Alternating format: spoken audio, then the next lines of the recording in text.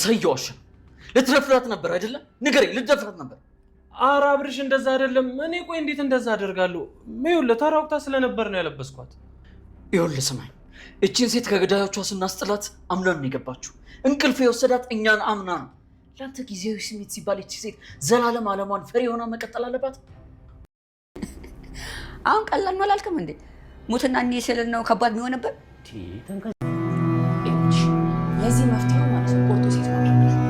አንቺ ደግሞ ለመቁረጥ ራሱ አያዝ ማላልሽም እንዴ? ታዲያ ሞጋስ ነው። ይኸውላችሁ ያለበትን ቦታ ተወጉና ቃል ዛሬ አብረሽ እንተኛ። እኔ አብረሽ ተኛ። የወንድ ትንሽ የለውም። ይሄ ደግሞ ቁመቱን አጭር እንጂ ሌላ ነገር አጭር አይመስልም። የትም ይሁን የትም ትህትና እጅግ አጓጊና እጅግ ልብ አንጠልጣይ ብዙ ትምህርት የሚገኝበት ተስፈኛዋ ትዝታ ያልፍልኛል ብላ ስንቋን ተስፋዋን ሰንቃ ከቤተሰቦቿ ከወጣች ጀምሮ ፈተናና ስቃይ አይጥፋ እንባሽ አይቁም የተባለች መስል አሁንም ፈተናዋ እንደቀጠለ ነው። ከዝና መለጥኩ ስትል ሌላ ጥላት ቤቷ ተቀምጧል። እሱም መሳይ ነው። መሳይ እንግዲህ አሳልፎ ሊሰጣት እየተደራደረ ነው። በጣም ያሳዝናል። ዝና በዙሪያ ያሉትን ሰዎች አጠቃለው እጎዳለው እያሉ እንግዲህ ደና ሰላይ መሳይን አግኝቷል ማለት ነው። እንግዲህ ተንከሲስ መሳይን እንደዚህ ተንኮለኛና አሳልፎ እንደሚሸጣቸው ጠንቅቆ ቢያውቅም ግን መቼና እንዴት የሚለው ነገር በጣም አጓጊ ነው። ተንከሲስም መሳይን እኔ ራሴ ነኝ በእጄ የምገለው ብሏል። ትትናም መሳይ አሳልፎ ሊሸጣት እንደሆነና ብር እንደተቀበለም ሰምታለች። ምን አይነት ውሳኔ ተወስን የሆነ እጅግ አጓጊና እጅግ ልብ አንጠልጣይ የሆነው የትትና ህይወት ዛሬም በሚገርም ሁኔታ ቀጥሏል። እኛን አምና እኛን ተስፋ አድርጋ እኛን ስትጠጋ እንዴት አረጋለ ሲለው አብርሽ መሳይን እንዴት ከፍና ዝቅ ሲያደርገው አይተናል። በዚህ ሁኔታ ከቀጠለ እሱ ደግሞ ይችን ልጅ በእጄ ካላስገባው እንኳን ብር ላገኝባት ይገባል፣ አሳልፌ እሸጣታለሁ በማለት እንግዲህ ከዝና ጋር እየተደራደረ ነው።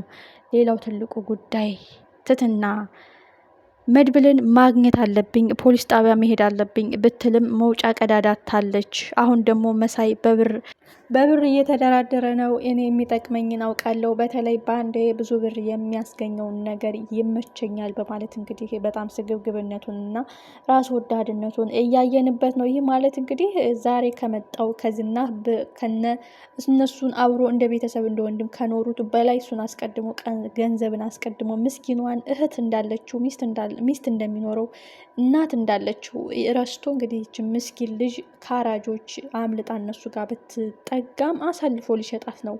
እጅግ ያሳዝናል። የትትና ህይወት ያልፍልኛል ብላ ተስፋዋን ሰንቃ ብትወጣም ፈተናና ስቃይ እንቅፋትና ሾህ ሆኗል መንገዷ።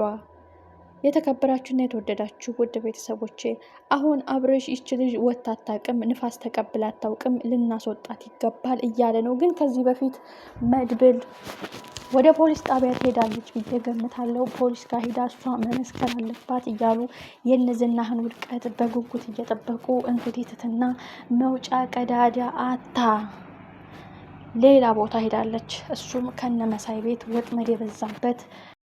ወጥመድ የበዛበት ሆኗል። ምክንያቱም አሁን ኦልሬዲ መድብልን ማግኘት አለብኝ፣ ከዛ መንጋጋ ከዛ ረመጥ ያወጣኝ ራሱን አደጋ ውስጥ ከቶ እሱን ማግኘት አለብኝ እያለች ለናብሮች ነግራቸዋለች።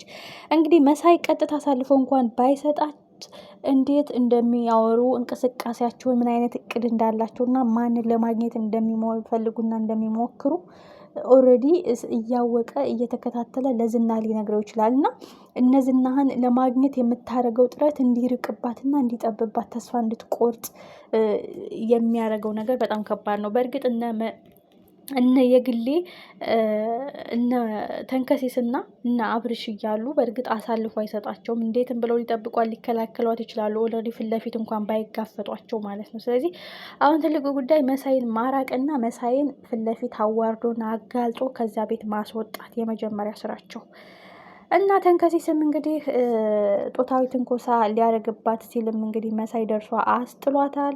አሁን ደግሞ መሳይ በብር ሊሸጣት እንደሆነ ኦልሬዲ ለአብርሽ መናገር አለበት። ለአብርሽ ካልተናገረ አብርሽም ጥርጣሬ ውስጥ ቢኖረውም መሳይን አላምነውም እያለ ለገብሮ ቢነግረውም አሁን ግን ትልቁ ጉዳይ መሳይ ኦልሬዲ ቆርጧል። የገቢ ምንጭ አግኝቻለሁ፣ ይች ልጅ እንደፈለግኩኝ ሊሸጣትና ብር ላገኝባት ይገባል በማለት እንግዲህ ቆርጦ ብር ለማግኘት እየሞከረ ነው። እትትናም ከዚህ ቤት መውጣት አለብኝ ብላ በፍጥነት ወይ ወደ ፖሊስ ጣቢያ ወይም መድብል የሚባለውን ሰው አፈላልጋ እሱን ማግኘት አለባት። ምክንያቱም እሱ ብልጥ ሲሆንባቸው እነሱን ብልጥ መሆን አለባቸው። በጣም ከባድ ነገር ነው። እንግዲህ አብርሽ ነው እሷን ሊያግዛትና ሊረዳት የሚችለው። ተንከሲስ ደግሞ የመሳይን ተንኮል እየተከታተለ ምን አይነት እርምጃ እየወሰደ እንደሆነ፣ ምን አይነት ወሬ እያቀበለ እንደሆነ ሊነቃበትና ሊደርስበት ይችላል እና ሊታደጓት ይችላል። ግን እስከ መቼ የሚለው ጥያቄ ነው። ምክንያቱም ዝናህ ኦልሬዲ ካሌብ ሞሲሳ በራስ ህይወት ፈርደህና በራስ ነፍስ ቀልደህ ነው፣ በራስ ህይወት ፈርመህ ነው ይችል ካላመጣህ ያከሰርከኝን ገንዘብ አንተ ራስህ ትከፍለዋለህ። ግን ያታጣኸኝን እምነት ታዋቂ እና ብዙ ስራዎችን የሚሰራ ታዋቂ ሰው ነው። እሱን እምነቱን አሳጥተኸኛል። ስለዚህ ለዚህ ቅጣትህ አንተን ነፍስህን ነው የምቀማህ። ያችን ልጅ ከገባችበት ገብተህ አምጣልኝ ተብሎ ከባድ ማስጠንቀቂያ ተሰጥቶታል። ዝናህም እንግዲህ ላለቃም አለቃለሁ ነው እና ያገኘውን አጋጣሚ ተጠቅሞ ትህትናን ማግኘት ይፈልጋል ማለት ነው። ስለዚህ አሁን መሳይን በብር እንደምንም ብሎ በብር አታሉ ነገሮችን መጠቀም ይፈልጋል። ጉዳዩ ግን ይሳካለታል አይሳካለትም የሚለው ጉዳይ ነው። ምክንያቱም ተንከሲስ አውቆበታል። ተንከሲስ እስካወቀበት ድረስ ደግሞ ከዛ ቤት ሊባረርና ከዛ ቤት እንዲወጣ ሊደረግ ይችላል እና ይሄ ነገር በጣም አጓጊና ልብ አንጠልጣይ ነው። ትህትና ህይወት ዛሬም ፈተናና እንቅፋት እንደበዛበት ነው። ያልፍልኛል ብላ ሌላ ተንኮል በፊቷ ተደቅኖባታል። ትልቁ ጉዳይ ግን ፈጣሪ ጥሎ አይጥልም። መሳይን የመሰለ አስመሳይ ተንከሲስ አሳልፎ የሚሸጥ ሰው ቢገጥምም አብርሽን የመሰለ ቀና ሰው መልካም ሰው ደግሞ ገጥሟታል። እሱ እስካለ ድረስ እንደምንም ሊጠብቋትና ሊከላከሉላት ይችላሉ። ግን ትልቁ ጉዳይ መሳይ አሁንም እያስመሰለና እየሳቀ እየወጋና እየገደላቸው ነው። የዚህ መጨረሻ መቼ ይሆን? ትህትና መቼ ይሆን ነፃነቷ የሚታወጀው? ወደ ህግ አካል ሄዳ እነዝናህን ዘብጥያ የሚያስወርድላቸውን ምስክርነት የምትሰጠው መቼ ይሆን? እጅግ አጓጊና እጅግ ልብ አንጠልጣይ ብዙ ትምህርት የሚገኝበት ራሳችን ቆም ብለን የምንፈትሽበት ያልፍልናል ብለን በተስፋ ያልፍልናል ብለን በስንት ዓላማ የተጓዝነው መንገድ ላይ ሲያስቀረን ያውም በዛው በሀገራችን ዜጎች በሰው በላ አውሬዎች እዛው ጉድ የሚሆኑ ስንት አሉ። መንገድ ላይ የሚቀሩ ህልማቸው የሚጨልም ህይወታቸው አቀበት የበዛበት።